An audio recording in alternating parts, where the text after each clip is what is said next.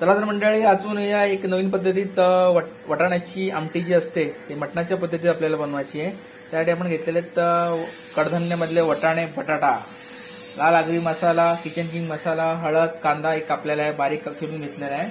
सोबत आपण सुका खोबरा, कांदा भाजून घेतलेला आहे. त्यात टमॅटो आणि थोडीशी कोथिंबीर वाटून घेतलेली आहे. सोबत आलं लसणाची पेस्ट. चला तर बनवायला घेऊया वटाण्याची आमटी मटणाच्या पद्धतीत.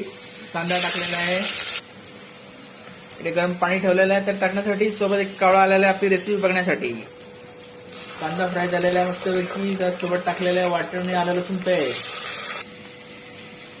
मिठासोबत वाटण वगैरे सर्व टाकून घेऊया. लाल मसाले टाकलेले आहेत.